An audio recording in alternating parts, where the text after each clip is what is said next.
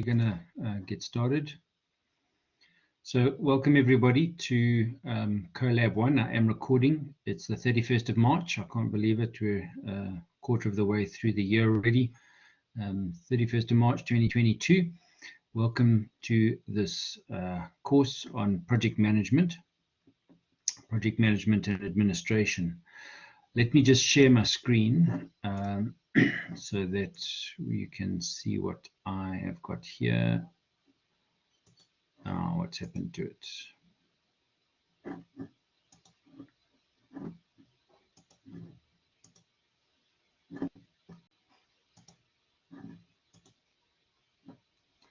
This is very strange. Okay, just give me 1 second, please. Sorry, I'm just going to restart that and see if it'll share. Otherwise, I'm going to have to share my whole screen. So let's just see what it comes up with this time. There we go. Okay, now hopefully you can see this window, which has, yeah, you should be seeing it. It's my kind of intro slide, welcome slide. So it's project management and administration. And my name's Tim Napier. I'm based in the Durban area. I actually live about halfway between Pietermaritzburg and Durban on the Comrades Marathon route.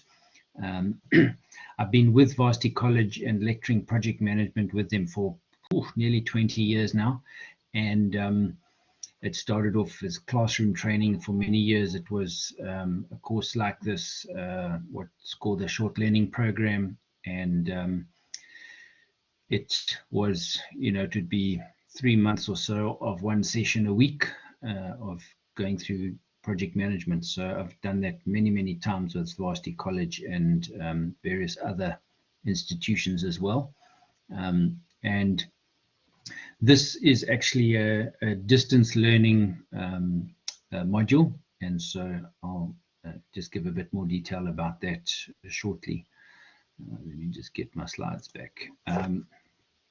So in terms of expectations, it is a self-learning program. So keep up with the reading. It's up to you to do the work and to work through the material, to process it, to read the textbook from the relevant places, and to process the assignment. My job is to help facilitate that. I'm not a lecturer, and actually we have been instructed by Varsity College we are not to lecture through the material. So I will not be providing weekly classes to you. We will have quite frequent collab sessions like this, particularly to prepare specifically for assignment submissions. But our online sessions are for questions and discussion and preparation for the assignment. And so it's up to you to process the material.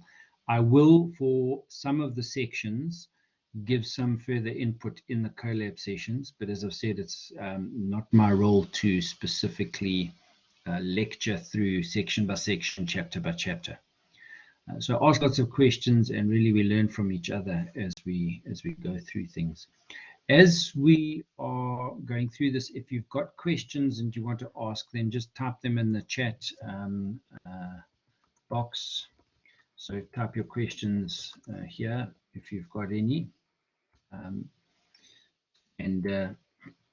Or if you can't type a question easily and you're perhaps watching on your cell phone or something like that, then just unmute and interrupt. I'm quite happy with that if you want to interrupt.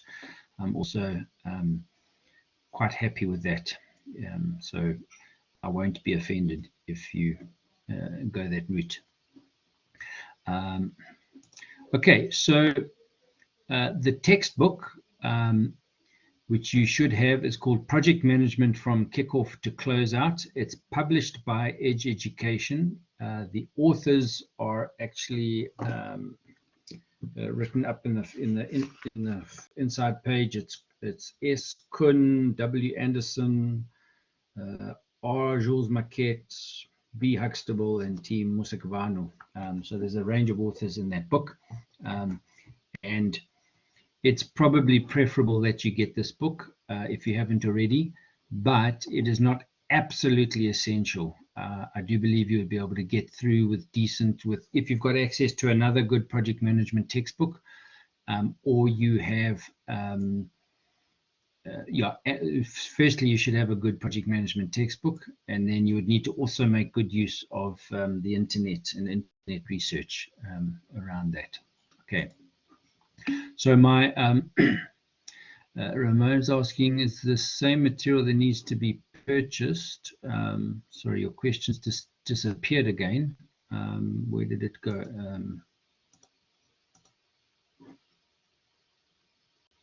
Sorry, I don't know what happened, but your question hasn't shown up in the, it's like you typed it and then it disappeared.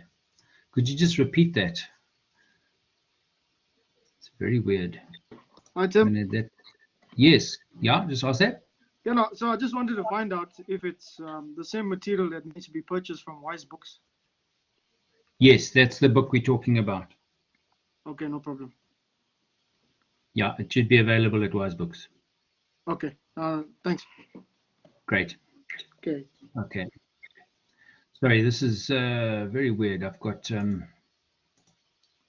it says there's a message in the chat section, but it's not showing up. Very strange. Okay, sorry, let me carry on. So that's the textbook, Project Management from Kickoff to Closeout, and it should be available at Wise Books. Then my job tonight is two things, to give a brief overview and background to project management. And then also I want to run very quickly through the first section and the structure of the assignment or the portfolio of evidence that you need to submit. I'm going to go through that quickly, and then I would like to go through it in a bit more detail and repeat it more carefully on Monday night. So we will have a follow-up session on Monday night. It doesn't give a lot of time for those of you who've just registered and so on. The first submission is due on the 12th of April. So I think that's Tuesday of the week after next. So it's not far. It's about 12 days from now, obviously.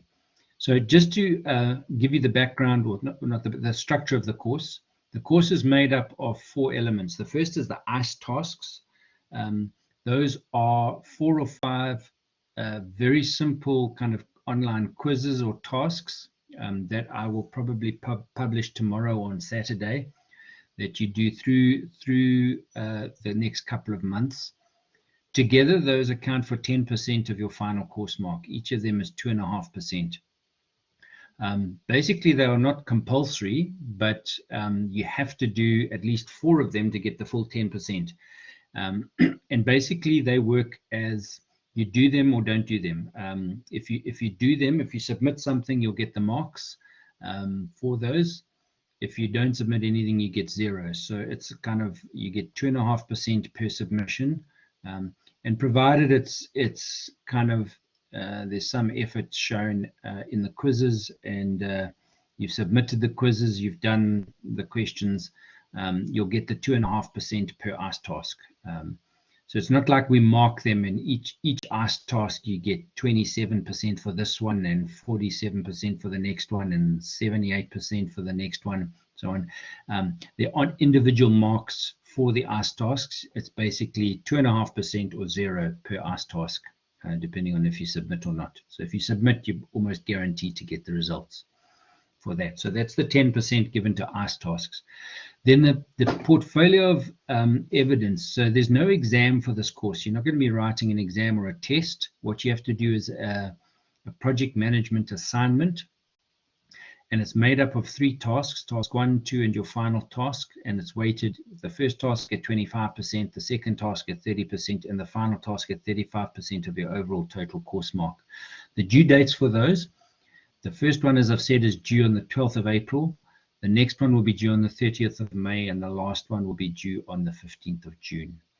There will be some national support sessions. We haven't been given dates for those yet. However, basically next Monday's session will constitute the national support session for that, which is to go through in detail the submission that you need to hand in.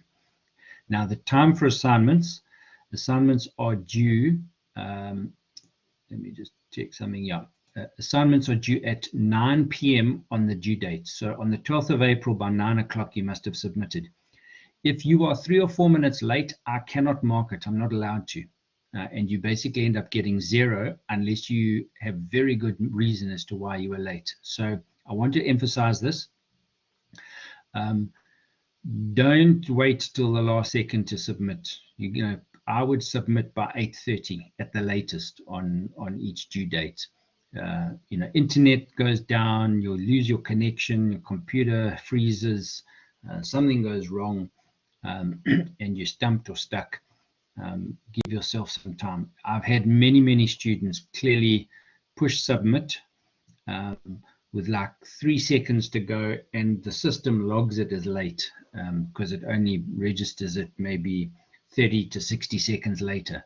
So what I'm trying to emphasize is just, it's not worth risking it. Don't leave it till the last second, and get it handed in good time. So it's 9 p.m. on due date that you have to submit. In terms of communication, I like to get back to people within about 24 hours during the week. Over the weekends, it might be a bit longer. And preferably get hold of me by email. You've hopefully got my email address from what I've sent out already. My official address is tnapier@rie.ac.za. But that's been in the communications with you guys already. Also, just to note, the module is up on VC Learn, so it is available there. However, you guys as students have not been loaded onto it, so I cannot make announcements to you. I can access the module, but none of you has been loaded yet. So I will just keep checking that. The minute that comes on stream for you guys, I will make announcements through that, and that's really the official channel of communication for me to you. And then you can email me back at my Varsity College address. The software, just to note, for task 2 and the final task, you can use Team Gantt or MS Project. I will go through this in a little bit more detail on Monday night, but Team Gantt is the better one to use. MS Project is great, but it's very expensive if you don't have it. If you do have it through work, or you have some other version of it, then you're welcome to use MS Project. However, it's a big, an expensive item of software to buy, and there's an online system called teamgantt.com. It allows you to do one project at a time for free. It has got some limits to it, but it is more than adequate for what you need to submit in terms of this assignment, and everything's done online. You just have to register an account with them, but there's no charge. Okay, just also you will have heard already in your onboarding session probably that Varsity College has a strict policy regarding plagiarism. You are not allowed to copy and paste from other sources. If you do a direct copy of something, then you have to put it in quotation marks and give the correct reference of where you sourced that information. So just to read the slide here, if you're basing your answer on source material but not directly quoting, you have to paraphrase it into your own words, okay? And if you are directly quoting a source, you must, you put it into your own words, and then you must give in-text referencing. It's absolutely vital that you give in-text referencing. Then, if you're directly quoting on from a source, you use inverted commas, as I've just said, and reference that, including the page number. Do not copy from a source and then change the odd word and reference it. You must substantially reword the content, and there are paraphrasing websites out there that you can type in the textbook answer and it will reword it for you, but it's 99% of those websites put out gibberish. It doesn't sound like reasonable English, and it's very easy to pick up that some software has been used. I tell you that the ways that the effort students put in to cheat the system, as it were, and to bypass the checks and balances and plagiarism checks and so on. If you just put half of that effort into doing your assignment, you would do very well in your assignment. It's easier to do it that way. Just do the assignment instead of trying to copy and paste and then cheat the system. So it's just not worth it. And I might have some more to say on plagiarism in a further session, but it's vitally important. And if, well, there's two things. There's referencing, and you are working in an academic environment now. Just to note, Varsity College is a tertiary institution, a university institution, and referencing and academic discipline is taken seriously.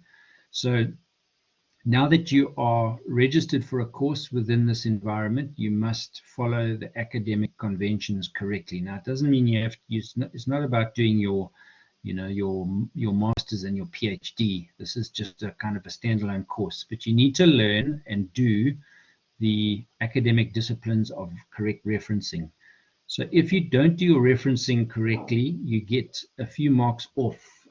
If it's minor errors, it's 5% off. If it's major errors, it's 10% off. Sorry, let me just close the window here. My dog's going off.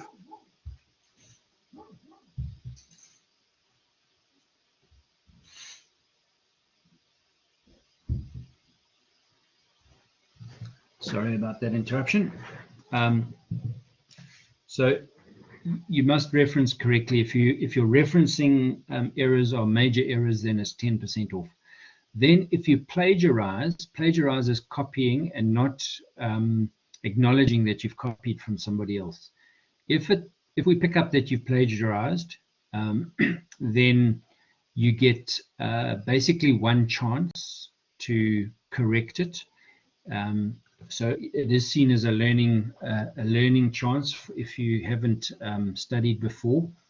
But once you get into a second and a third chance, or if you're in your second year of study, or even your second semester of study with an institution like this, and Varsity College rule is if you've done some courses before and you in a degree program, for instance, and now it's your second semester or second year, and you've had a chance to learn and you still plagiarize, then basically you get 0. And if it becomes more serious than that, then you get suspended from the institution. So they take it very seriously, and I want to caution you and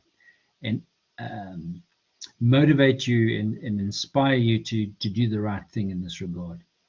With regard to communication, almost all, as soon as you guys are loaded on the system, all announcements will go out by email to your Varsity College email address. If you do not check that email address regularly, you might miss some stuff. I would suggest go to that email address on Varsity College and put an auto forward on it to your own private Gmail or whatever other work email address you use. For instance, it's what I do. I actually never check my Varsity College address. Any emails coming to my Varsity College address get automatically bumped to my own email that I, it's my one email account, and I check that many times a day. So I never have to go and check a separate account. And that's what I would recommend if you have the chance to do that. Okay, any questions? Please feel free to just type or ask. I want to just launch into chatting about project management. Project management is in some ways the same as regular day-to-day work. This question says, what are the similarities and differences between ordinary day-to-day work and a project? And we'll chat about this as we go along, but there are similarities. Day-to-day work and project work have budgets attached to them. You're expected to do certain things in a certain time. The main difference, though, is that a project is typically a unique thing. Day-to-day work, you get used to it. And if you've been in your job, you're working a job and you've been in that job for a few months or a few years, and nothing about that job has really changed or grown or developed, then you're going to be doing the same thing from day to day, week to week, month to month, and even into a quarterly and annual cycle. There's certain things you have to do. And you get accustomed to that. And there's still pressure involved in doing that work, but it's a pressure that you are kind of familiar with. With a project, however, as distinct from ordinary day-to-day work, with a project, The pressure has a different flavor to it in that it's the project is unique. It's usually something different, hasn't been done before, and it's a little bit strange, and therefore there's more risk attached to it. And quite often, companies, organizations, when they do projects, there's a bit more at stake in doing a project, and if it goes wrong, it's going to knock them. So that's what we mean by the differences. So how would we define a project? And some definitions that are given in various textbooks. The one we use here, it's a temporary, well-planned undertaking by an organization or individual to develop some kind of deliverable, whether physical or intellectual, or to facilitate the transition from one state to another. So a project, it's temporary. It means it has a start and a finish date. It's not going to carry on forever. Projects have an end date. They are well planned, and if you don't plan a project well, you're gonna fail. And it's doing something, coming up with some deliverable, or to facilitate some change. Here's another definition from authors called Guido and Clements. They say it's an endeavor to accomplish a specific objective through a unique set of interrelated activities and the effective utilization of resources. So it's doing activities and making use of resources to get something specific done through a unique set of activities. And one more definition, it's a temporary endeavor undertaken to create a unique product or service. So it's not going to carry on forever, and it's unique. It's something specific, pretty unusual. So what success criteria for projects? Projects will be deemed to succeed if they come in on budget, if they meet client expectations. I'm just whizzing through these that are contained in the book. That there's minimal disruption to the organization as a result of the project. So that we're going to do this project, but if the project is so disruptive to the organization, the project might succeed, but it just derailed the organization, or the whole organization came to a standstill for a few months because of this project, then, has that project really succeeded? The quality standards are achieved in doing the project.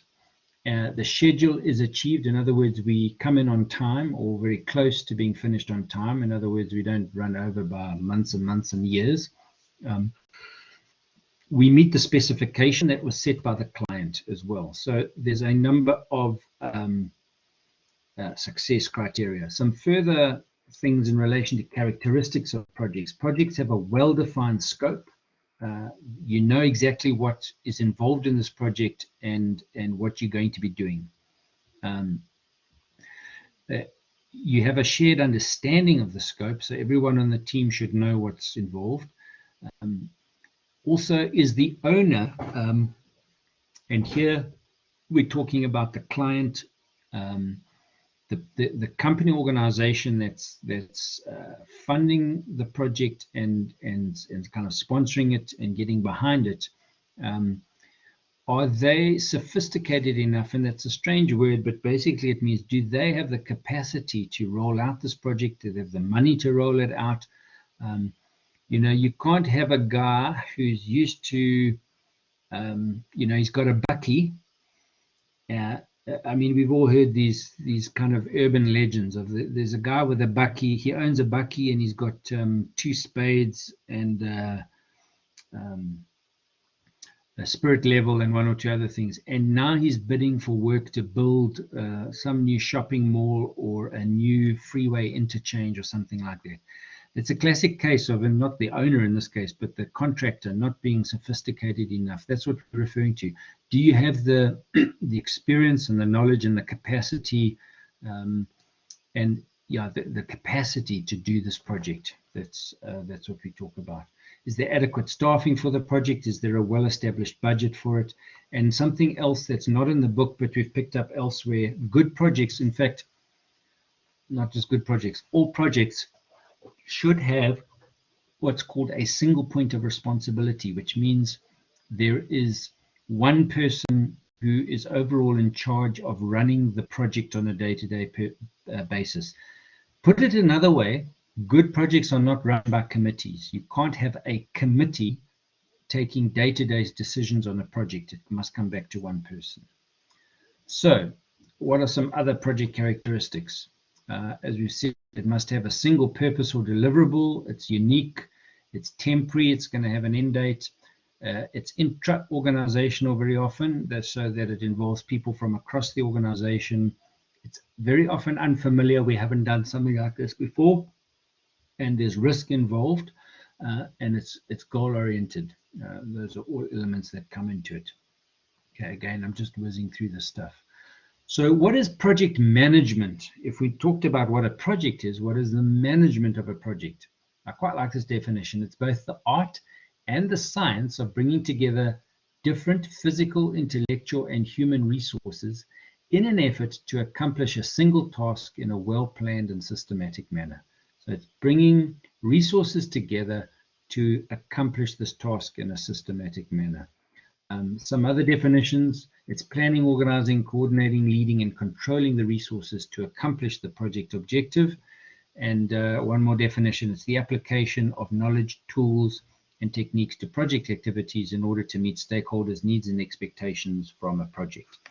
So it's applying what you know, the tools and techniques you have, to the activities of the project to make sure you accomplish that project and meet expectations. I like this very simple definition of a project. It's plan the work and then work the plan. It's quite an Americanism, that term, but it's a good way of putting it. Plan the work and then work the plan. Make sure that you get the plan done. Okay. Now that brings us to what's called the triple constraint triangle. And what we're referring to here is that projects are made up of these three core elements. They have a time attached to them, or a deadline. That's the T at the top. There's a time attached. The C is for cost. There's a budget for the project. And the S is for scope, or what it is you're going to deliver, the actual specification or scope of the work that you're going to accomplish.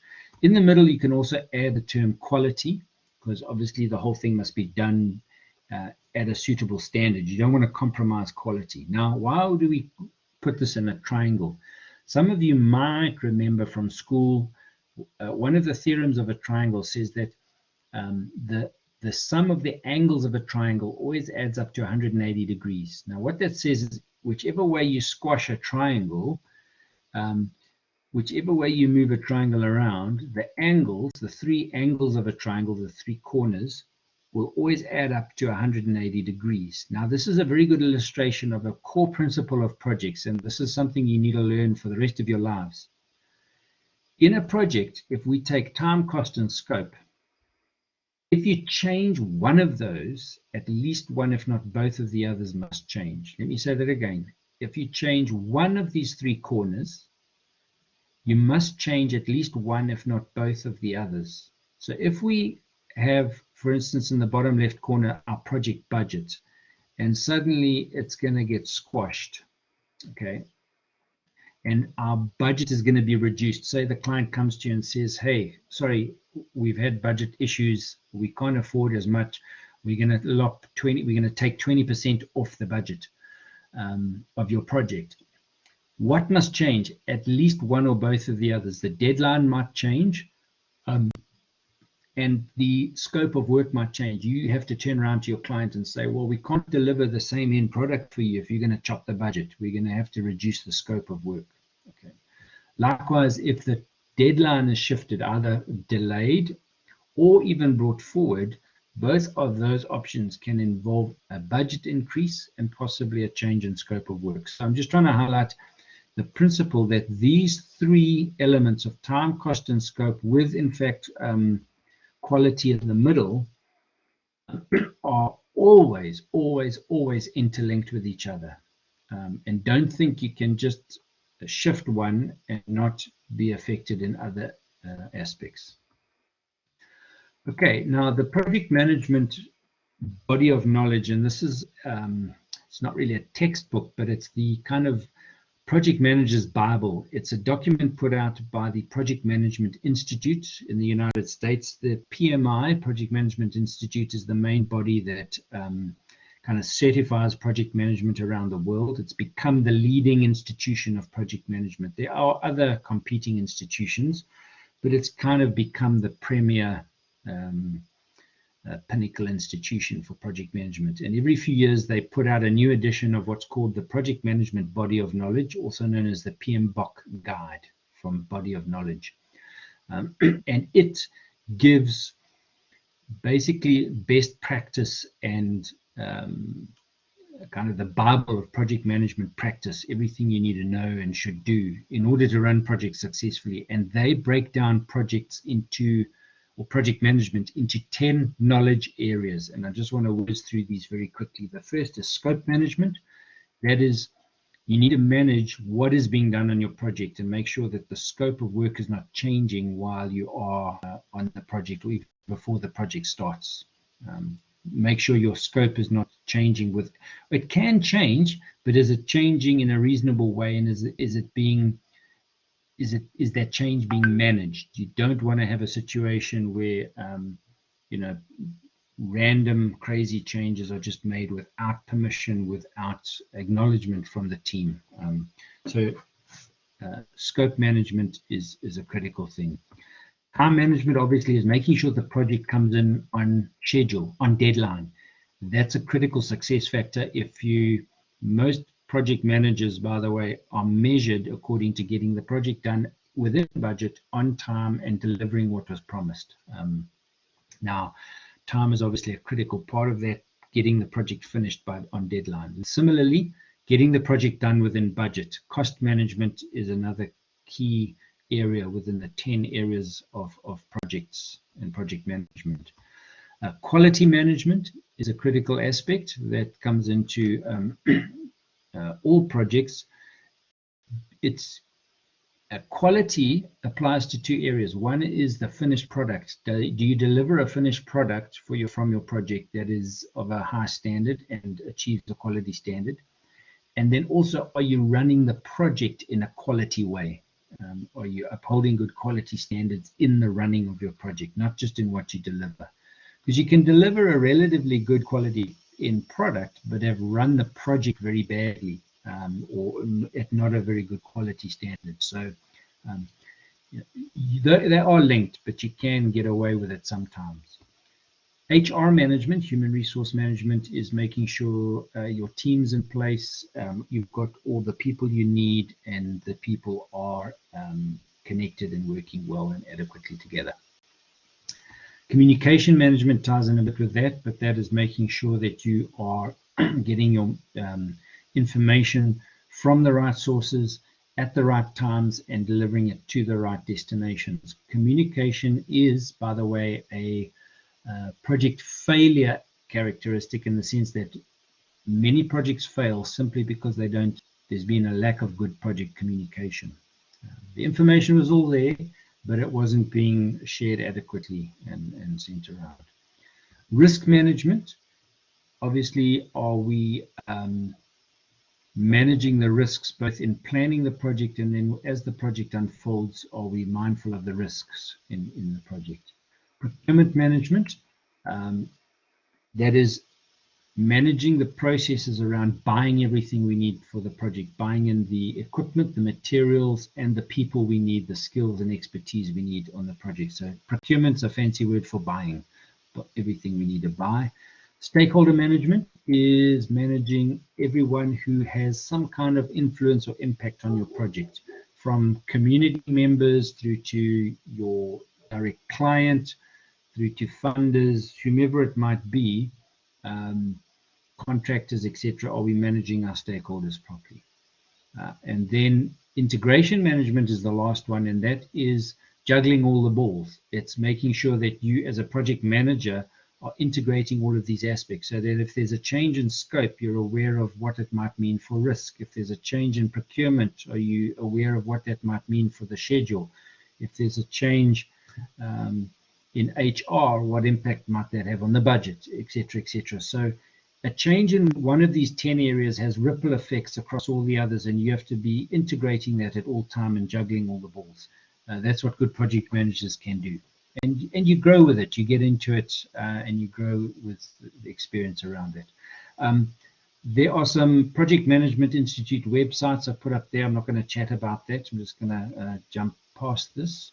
And also there's some information around if you want to do the Project Management Institute certification, there's quite a process around that. If you want more information, you can ask me, but there was just some detail there. I might come back to that at some point. But for the sake of time, I just want to push on. So basically, all projects have a life cycle, and that life cycle, in essence, is made up of two things. It's planning the project and then doing the project. At its real essence, there's two phases. However, project management is recognized to have 4 phases, and those 4 phases can be phrased as following. It's CDEF. It's a nice little acronym to remember it by, CDEF. Project concept, which is the idea stage or project initiation stage, where you think, hey, this might be a good idea. This might be worth pursuing. This could be an option for us to follow. And you have an idea or a concept, and you start thinking about it and unpacking it.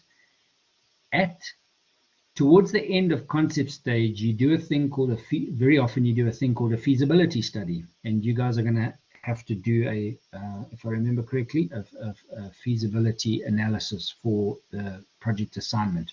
Now, feasibility simply asks, is it worth doing or not? And for smaller projects, that feasibility analysis can be done relatively quickly and simply. For big mega projects, feasibility studies become projects in their own right, where consultants get appointed to do a feasibility project looking at the feasibility and viability of something big, like building a new airport for a city, building a big shopping mall, things like that. So that's concept stage. It's that initial idea. And very often projects don't get past that stage. You get to the end of concept stage, you do a feasibility study, you realize it's not going to be worthwhile, and you cancel it, shut it down, let's not pursue it. But a project that does get the green light to move forward goes into the detailed design stage, the second phase, which is called detailed design or the detailed planning stage of the project. And that's where the hard work starts. And in my view, that's kind of where a project starts. A lot of people think a project starts at the 3rd phase when you execute it. That's not right. Projects start actually at concept stage, but they really get going at the design stage. And it's in this careful design and planning and detailed planning that you have to do to run a project well. Good projects don't happen by accident. Good projects happen because they've been planned incredibly carefully. And it's that effort that goes in. That's why I say the second phase of detailed design and planning is when the real work starts on a project. Then you move into the execution or 3rd phase, which is the implementation of the project. It's doing the work. And obviously that's where most of the money gets spent, the resources get applied to the project, and you move forward with it. And then the project wraps up with phase 4. Now, in the textbook and in some sectors of project management understanding, they talk about a 5th phase, which is kind of monitoring and control of the project. And that sits over the whole thing, and I'll chat more about that either later or on Monday night. So just to give you some, another way of looking at CDEF, concept, design, execute, finish. The words that are used in the textbook is project initiation, project planning, project execution, and project closure. And over all of those, as I've just said, sits monitoring and control. I don't like calling that a separate phase of a project. It's not a phase. It's an activity that takes place throughout the other 4 phases of the project. But this textbook refers to it as a 5th phase, although it runs across all of the others. So there are some benefits to breaking a project down into smaller chunks. It makes it more measurable and manageable. It's easier and quicker to catch up. If you're going off track, it's easier to report on progress, obviously. There's less stress involved when you've got it in smaller chunks, and it's more motivational. You can see progress throughout the course of the project, and there's less risk involved when you break projects up into smaller chunks. You know, there's that expression that says, how do you eat an elephant? You eat it one mouthful at a time. And big projects can get done by breaking them down into smaller, more manageable chunks. And that's what we do in good project management. Okay, then just to briefly touch on the second part of, so that was kind of chapter 1 or unit 1 in the textbook that I've whizzed through with a couple of extra things.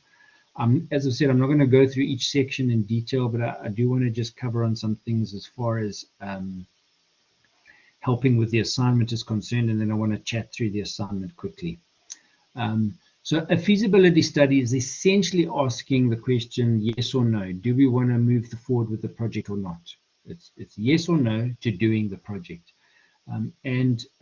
Page 44 in the textbook gives some information around, you know, why do, what's the point in doing a feasibility study. You can get some really good information there, page 44, 45. There are different types of feasibility studies. I, again, don't really like this categorization. What typically happens is you do one feasibility study, which would often cover all of these elements. You look at the financial feasibility of the project. Do we have the money for it? Is it going to make money when we're finished? Technically, can we do it? Operationally, can we cope with it? Is the deadline realistic and feasible? In other words, we're not asking to do this project that would normally take a year and we want it finished in 2 months. You know, that sort of timeline is not feasible. Is it feasible from a market point of view, from a regulatory point of view? Is, you know, is there too much red tape around this, or are there laws and regulations in place that would make this project not feasible? And organizationally, are we in a space that we can do this project well? Then a project proposal is when you are pitching and by the way, feasibility I've just whizzed through very quickly. I will give some bit more detail when we chat through the assignment, but the textbook is pretty clear about it. The project proposal is looking at it from a slightly different angle. It's not a feasibility study. Here you are trying to sell your project. You are proposing a project to a potential client, to a customer, or to your boss, or, you know, to the board of management in your organization, the board of directors. You are, to use an American term, you are pitching your project. You are proposing it, and therefore you are selling a project, and you are trying to kind of win friends and influence people around your project. So a feasibility study, by comparison, so let me just make this clear. A feasibility study is an internal document that looks really hard in an objective and neutral way and says, is this project gonna work or not? Is it feasible? Can we move forward with it? And you ask hard questions, and you don't get carried away with emotion and this project is exciting, and yeah, it's gonna. You ask hard questions in a feasibility. A project proposal kind of assumes the feasibility has been signed off already. We want to move forward with it, and now we might need to convince a client. And here, you can get a little bit more subjective is the wrong word, but you're not as neutral. You are selling your project, and you are proposing it, and you're saying, our company is the best company to run this project for you, and we're going to do this project better than anyone else, etc., etc. And there are different types of proposals. There's what's called a formally solicited proposal, which is also known as an RFP, a request for proposal, where a client, like say the Department of Transport or the Department of Justice or whatever, some government department or company puts out a request saying, we are interested in doing this project. We would like you as companies to come and propose to us come and sell yourselves to us and give us your sales pitch and tell us why you think you can do this project. Informally solicited is not a published RFP, but it's kind of you, through your network, you discover and you chat with maybe the head of an organization, and they say to you, hey, we're interested in this, why don't you put a bid in? Would you mind, we think you might be good for this project, why don't you put a bid in for this project for us? It's informally solicited.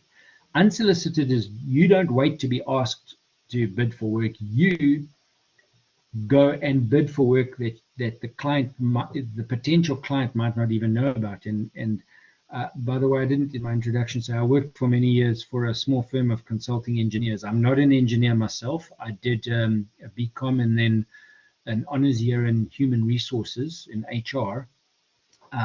But I ended up working for quite a few years for a small firm of consulting traffic and transport engineers. And what we would quite often do is put in what's called an unsolicited bid. We would come up with a good project idea that we think some of our clients would benefit from and could be useful for them. And we would take the idea to them and say, hey, we've got a good project. Why don't you spend some of your money on making this project happen, and make sure you spend that money in our direction, because we will do the project well for you. It was a way of securing additional work. But that doesn't happen too much these days, particularly in government circles, because you've got to go through the formal tender process and the whole supply chain system. Okay. A continuation proposal is an existing project that you want to continue and extend. Renewal is a project might be winding down and it needs to be, you would like it to be renewed, or the client wants it renewed. Supplemental is a spin-off project from that, from the project you've done, and it might be worthwhile putting in a supplemental bid or proposal for a spin-off project. Then a project charter, and this is something you're also going to have to be doing, is a brief description of all aspects of the project to enable sign-off before going into detailed planning. Now, project charter assumes the project is going to move forward. In other words, the project's been given sign-off, it's been approved, the client has signed on the dotted line, basically. And now you put together a short 2 or 3 page document that summarizes all the key points of the project moving forward. Remember, this is at the end of stage 1 of a project, which is your project initiation or concept stage. The project charter gives everybody the go-ahead to move into detailed planning, phase 2 of a project. If you remember the phases that I showed you earlier, there's phase 1, 2, 3, and 4. Project initiation or concept, project planning or detailed design, project implementation, and project finish or closeout. Now, where we are talking with a project charter is at the end of phase 1, your project concept or project initiation. At the end of that, the feasibility has been done, and you've recognized that the project is feasible. You're going to move ahead with it. You might also need to do a project proposal, and that has been approved by the client and signed off, and you know you've got the money. Now you write a formal project charter that recognizes this project and puts on paper in summary form the key things that are going to unfold moving forward, and it becomes the foundation document for moving forward on the project. And the components of that are given on page 81, and there's a very brief summary example given on page 82 of the textbook. I'm giving you this guidance because it comes up in your first submission that's due in 12 days from now. So speaking of the assignment, and I hope you guys are tracking me, but I'd want to just spend a few minutes, perhaps 10 minutes, chatting through the structure of the assignment, and more particularly the first section of the assignment.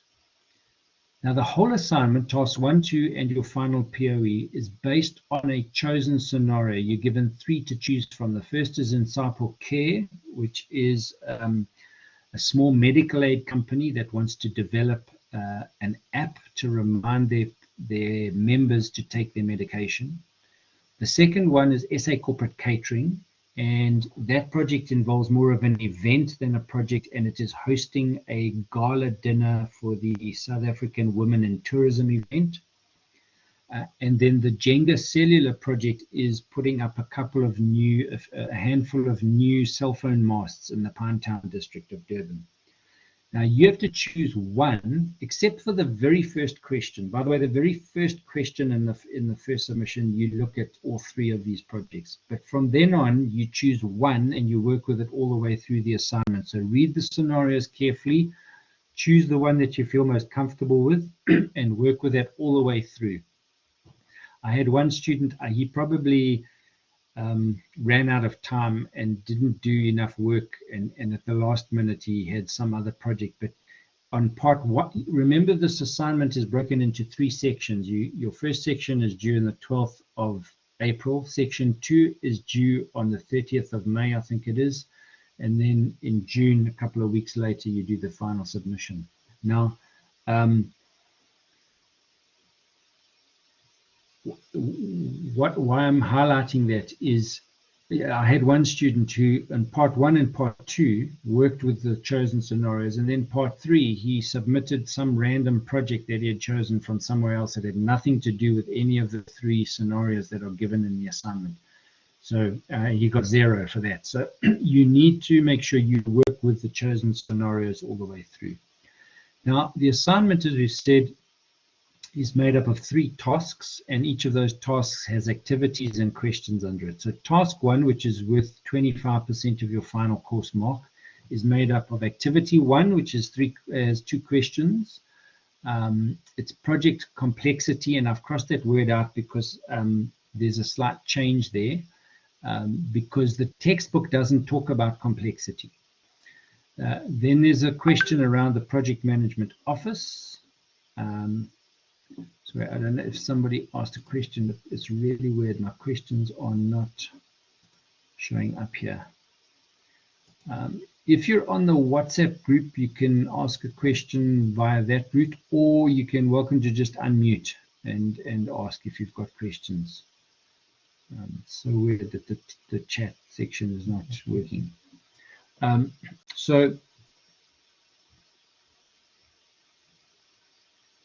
Okay, all's good, sorry.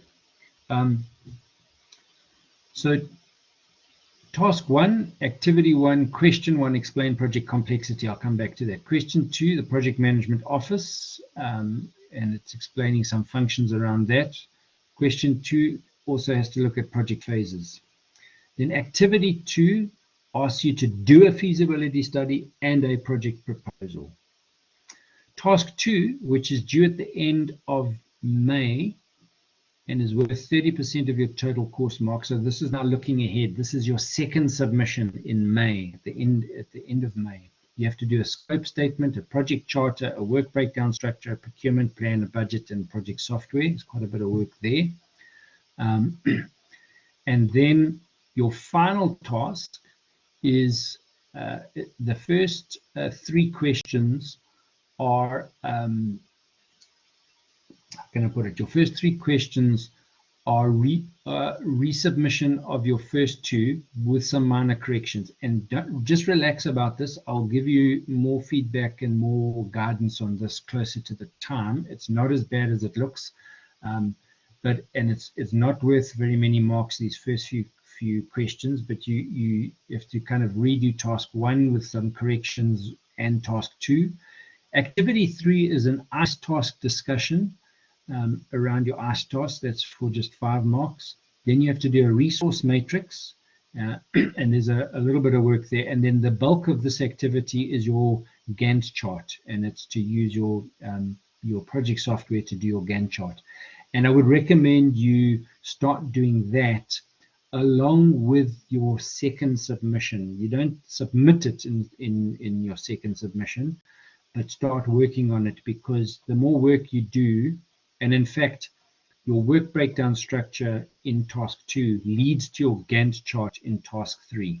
And if you get those 2 done and out the way, it'll make your final submission that much easier. And you've actually only got like 2 weeks in which to do that final submission, because they want, I think, the final one on the 15th of June. They didn't move that deadline, unfortunately, but I might try and persuade them otherwise, but they're pretty strict on their deadlines. And then there's a reflection report. Okay, so I'm going to come back to these slides. I'm going to run through them now, but I'm going to go through them a little bit more carefully on Monday night.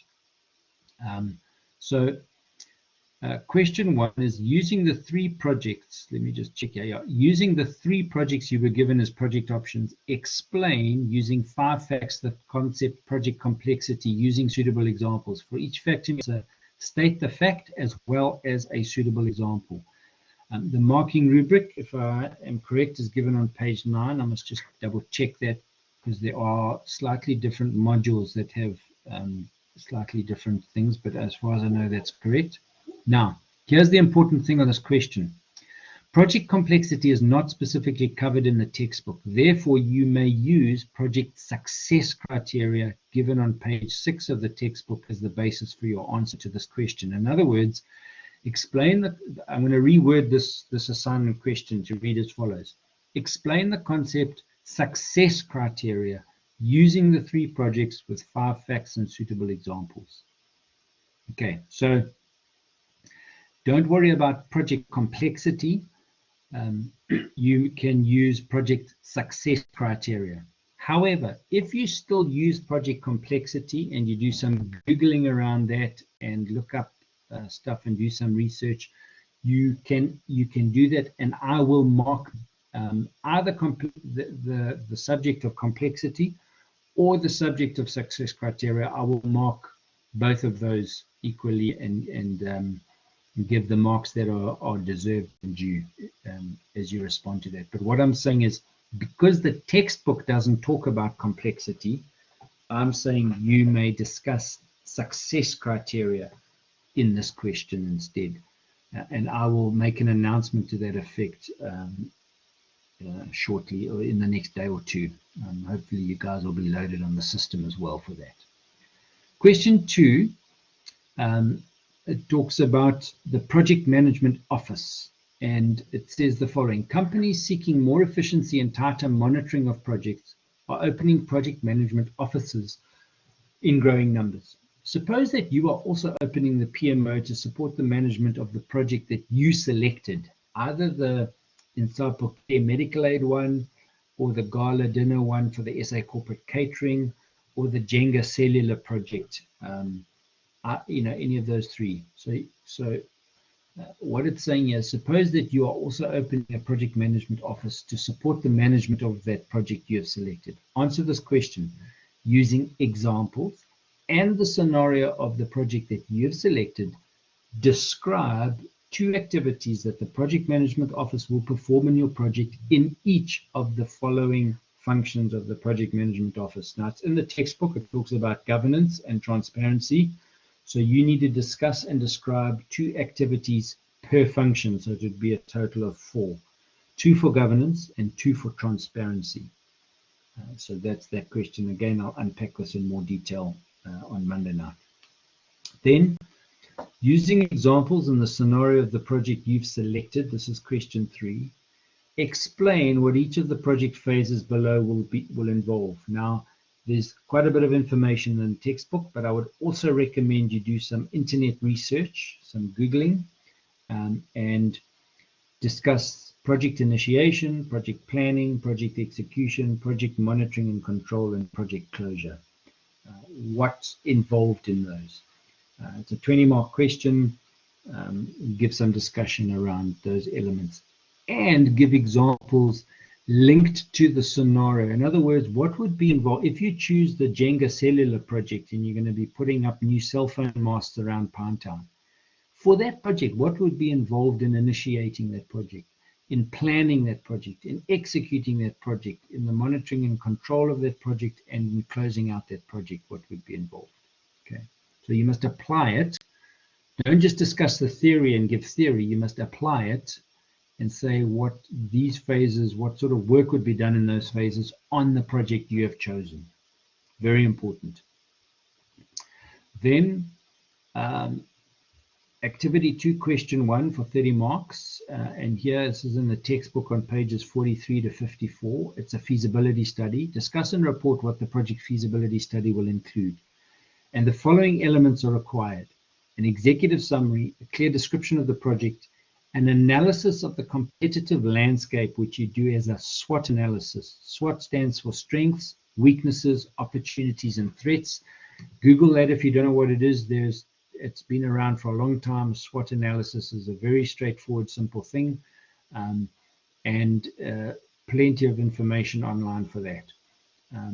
Operating requirements, financial projections, and recommendations and findings. Now, I've added something at the bottom here. It's very important. For this question, you must actually do these elements for the project you have chosen. So in addition to giving some theory, you must apply the theory to the scenario you have chosen. So I want to see an executive summary of your feasibility study report submitted in this assignment question. I want to see a clear description of the project in relation to this feasibility study.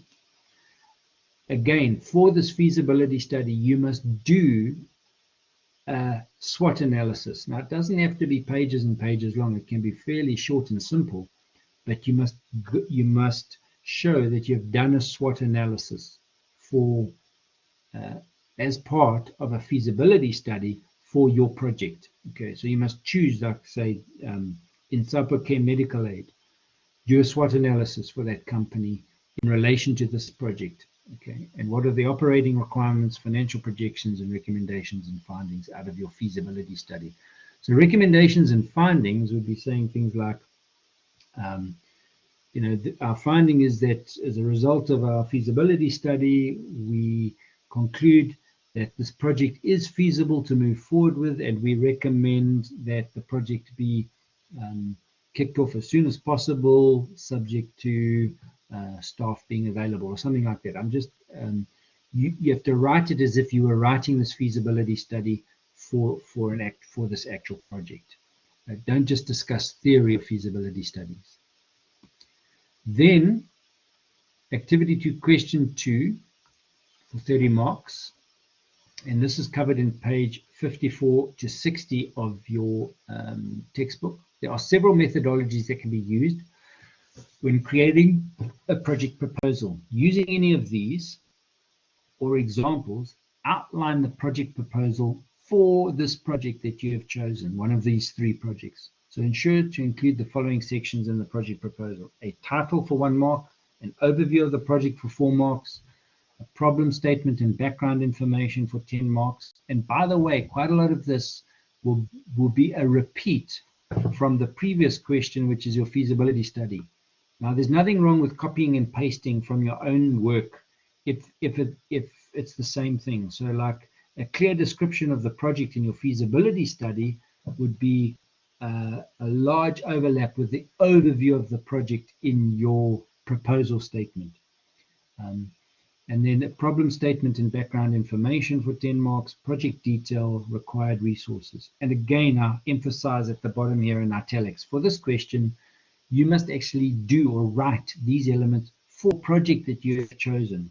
So in addition to giving the theory, you must apply that theory to the scenario you have chosen. Okay, so I hope that's clear that you really need to, do this stuff. Don't just give theory of feasibility studies, or don't just give theories of proposals. You must actually write these sections of the proposal.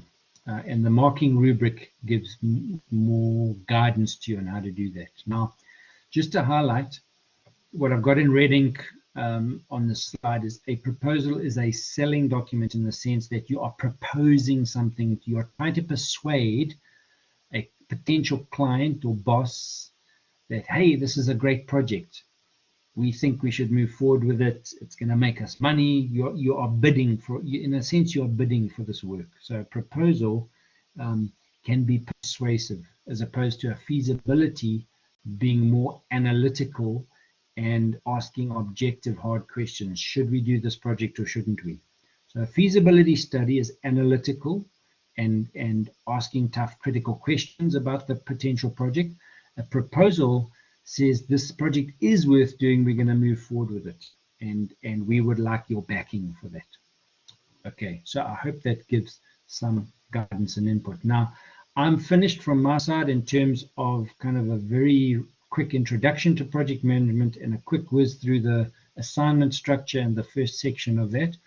I would like us to meet again on Monday evening at 7 o'clock if it suits us all, and I will go through these few slides again and in a bit more detail and give a bit more clarity and guidance, and also answer any questions you might have at that stage about the assignment, and particularly the first section of the assignment. So from my side, thanks very much. Are there any questions now? I'm going to stay online as long as there are questions. Thanks, Landry. If you've got any questions, now's your chance to ask. Otherwise, you can email me and so on. Thanks, Romain.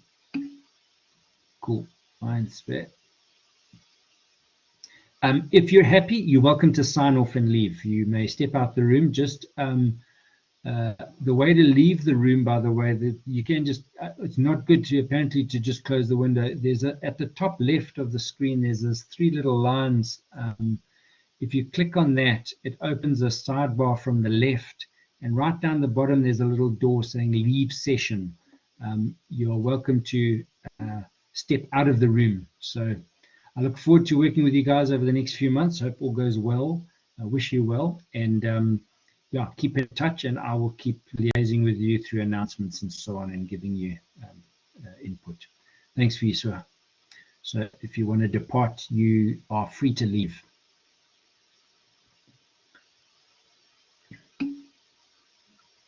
How do we submit the assignments? Is it just typed on Word?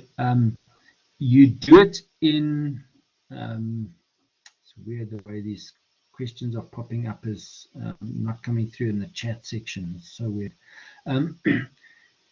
You do it in Word, and then you upload it on the assignment submission section on VC Learn.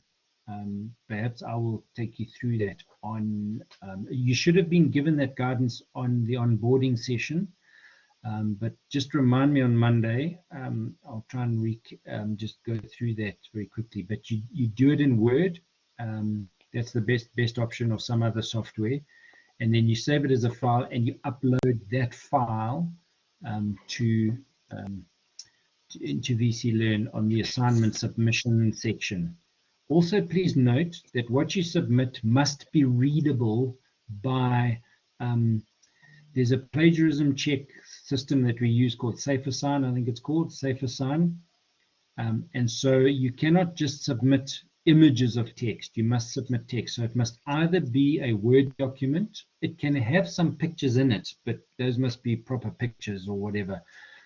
You can't have pictures of text, because then it can't be read. So either it must be a Word document to upload, or a readable PDF, a PDF where the text can be read. It's not just an image of text. If it doesn't have, if SafeAssign, the checking software, if SafeAssign cannot read your assignment, in other words, process the words and the text that you've written in your assignment, if it can't do that, then it sends back a 0 on your SafeAssign score, and basically I can't mark it then. I have to send it back.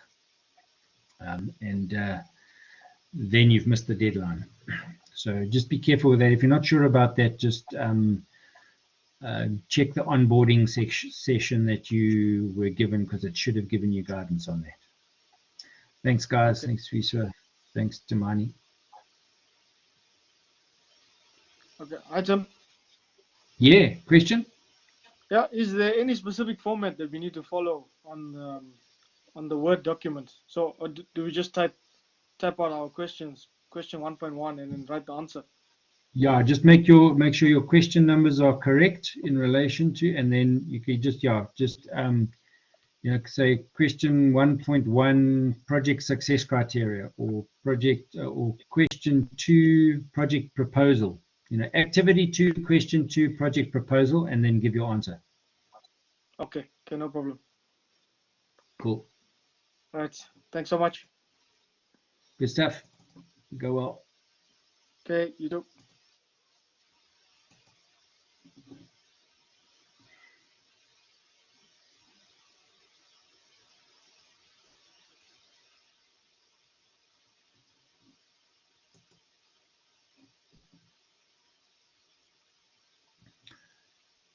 As I said, if you are happy, you're free to go.